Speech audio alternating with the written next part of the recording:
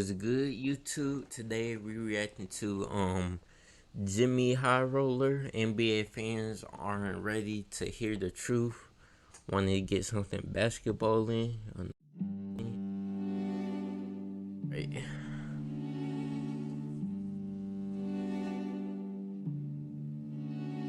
See what video is talking about.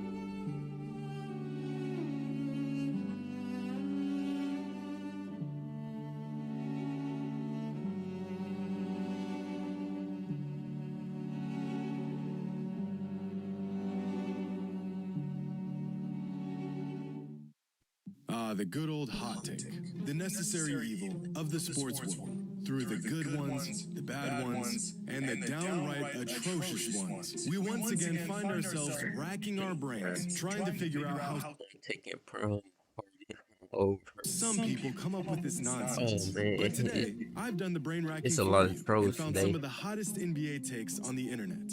So buckle up. This may be a bumpy ride. All right, let's see it. Y'all know I'm gonna give my opinion on stuff.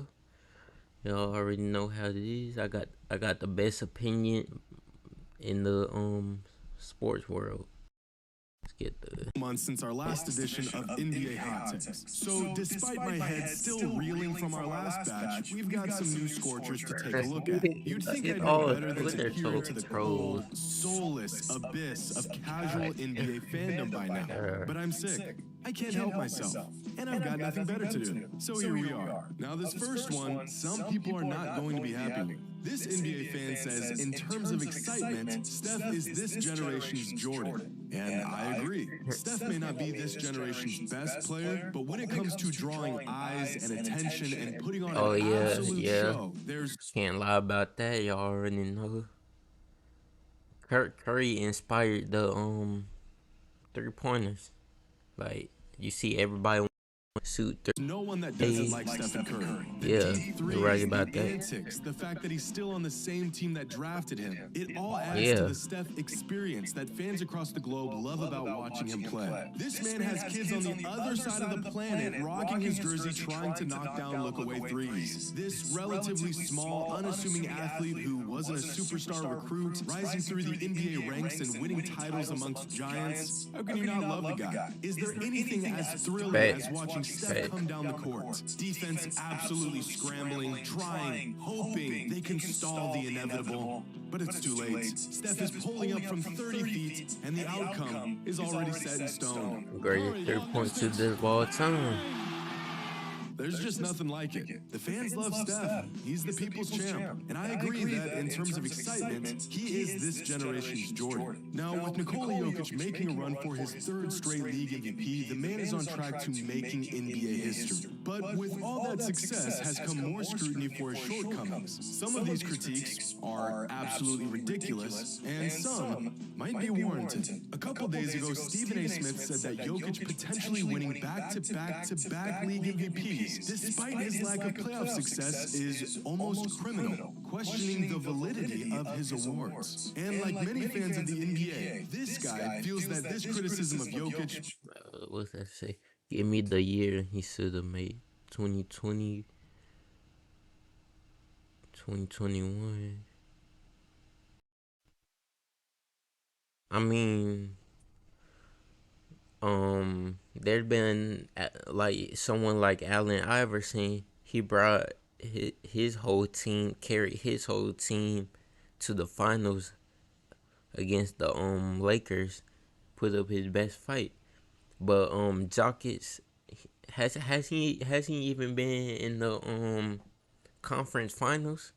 Like, in my opinion, he's low-key overrated. Isn't fair, because he's always made the most of what he's been given in the playoffs year after year. And I understand this line of thinking. I mean, the MVP is a regular season award after all, so the playoffs really shouldn't be brought up in this discussion. but it is, and it always has been. Since the beginning of time, NBA fans have used the playoffs as a bit of a litmus test to try to validate or invalidate regular season MVPs. It's practically a rite of passage for any all-time great player, and Nikola Jokic should be no exception of this. Must we not forget, Giannis was getting eviscerated for coming up short in the postseason after winning back-to-back MVPs, or when people called LeBron a choke artist for winning 2 MVPs but failing to win a championship, or when Kobe was stiffed out of possibly multiple MVPs because the Lakers just weren't a real contender at the time. You can give me all the excuses in the world, and it won't really make a difference, because no other all-time great player was Like, granted. let's be real. Who watches his what's it, Nikola Jokic's highlights on YouTube? Any excuses either. If a player wants to ascend to all-time great I just don't see what all-time great standard. The man is on track to winning his 3rd straight MVP, and he hasn't even made the NBA Finals. This is unprecedented. Now, is this criticism unjust? Maybe, but why should Jokic be spared from intense criticism when no other great player was? We've seen voter fatigue and narratives and postseason failures prevent countless players from winning the regular season MVP. Why is Jokic exempt from this same standard? Once a player receives a certain level of praise, no excuse will be sufficient in explaining why they haven't won a ring, or even come close for that matter. This is how it's always been, and I completely disagree with this take. Now, just a couple days ago, Damian Lillard put on an absolute clinic when he scored 71 points against the Rockets. 71 points. The man hit 13 threes and was a perfect 14 for 14 from the line. He did it all. I mean, this was a masterpiece from Dame. But leave it up to NBA fans to find the fault in this performance because, according to some fans, Dame said... Oh my. Everyone hyping this up like he just didn't. 71 points Where's the lie? impressive Where's since the he did lie? it against one The of the Rockets. worst defensive teams in the league. You heard that correctly. Scoring 71 points in an NBA game is no longer impressive if you do it against a bad defensive team. And this take is so unhinged that I almost don't want to even address it. But I'm going to anyways. Now, I'm gonna let y'all in on a little secret, but you can't tell anyone I told you this. Most big games throughout NBA history are against bad defensive teams.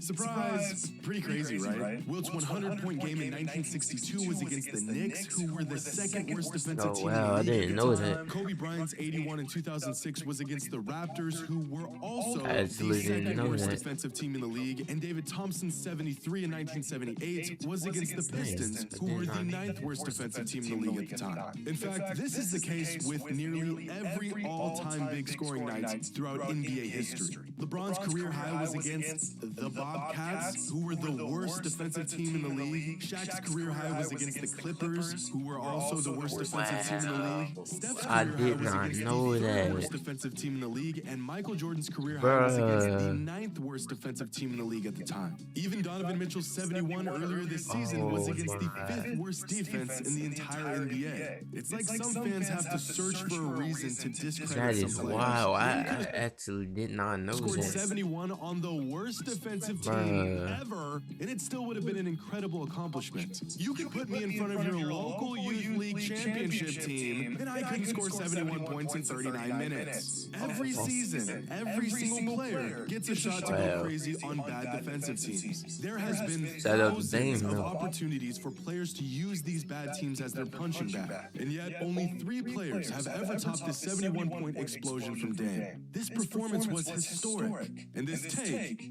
is horrendous. Now, this fan here says Michael Jordan is sensitive, but he gets a pass because he's good at basketball. And I agree with half of this take. Michael Jordan was sensitive. People will excuse his behavior as competitive, but everyone in the NBA is competitive. Jordan couldn't take criticism whatsoever. In fact, his famous quote is literally a statement of how things people did and said about him really got to him. But he didn't get a pass just because he was good at basketball. He gets a pass because every time someone pissed him off, he always went out and proved them wrong. They said Clyde Drexler was his equal. He didn't like that, and so he went out and stomped the man in the NBA Finals. Oh Oh They said he yeah. wasn't as good when he came back from his first retirement, so he added that to his list of reasons to be an absolute menace and three-peated for the second time. You can be as sensitive as you want if you back it up. I think most NBA fans would consider Kevin Durant sensitive, but if he followed up his tweets with more championships and absolute dominance over the NBA for the rest of his career, those tweets would be an afterthought. Now, our last take is a scorcher, and not even for a split second does it add up in any way, shape, or form. This NBA fan says, back then, we used to celebrate repeats. Now kids are out here celebrating 4 titles in 10 tries and call it greatness. This is so fucking stupid. Now, clearly, this is referring to LeBron James, to which I genuinely ask this fan, and fans who think like this, do you really think LeBron's career hasn't been great? I mean, really? Is it possible that we can celebrate any ring that any player wins at any time? Or has the bar been established so high that if you aren't three-peating, it isn't truly greatness? All right, everyone. New rule. No celebrating rings or titles or MVPs or big or small successes anymore. We are only celebrating three-peats. Dirk's ring wasn't great. The Bum only won 1 in 21 years. Boston's ring in 08, worthless. Raptors in 2019, bums. Bucks in 2021, Giannis in the gang, bums. We don't Yeah, celebrate I just can't believe that some tweet fans was actually think that tweet was obviously from a troll. Like you, yeah, you can just tell that that's a troll tweet. So I don't know.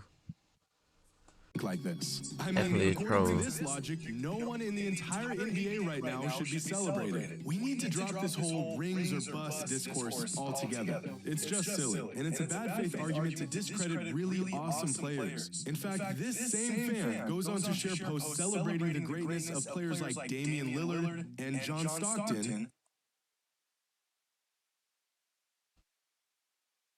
If Dame stays more. Yeah, that's a troll account. And most That's a ironic troll of all, account. this fan goes on to say that the '89 Cleveland Cavaliers were the greatest. The 57 word. Bro, This team in are you franchise sure that's not history, Nick literally Adams? describing a team that was bounced out of the first round of the playoffs as the greatest. So not only is this line of thinking flat out wrong, it's disingenuous. A player doesn't need to pull off the greatest feat in the history of the game to be great. Greatness comes in many different shapes and forms. And apparently, so do takes on the NBA. And unfortunately, that's all the racking my brain can handle in one sitting. But y'all know the drill. Leave a comment with your hottest NBA take. The hotter, the better. Yeah, y'all leave something down in the comments now. Let me know what I should react to next. Y'all got any hot takes? Put them down.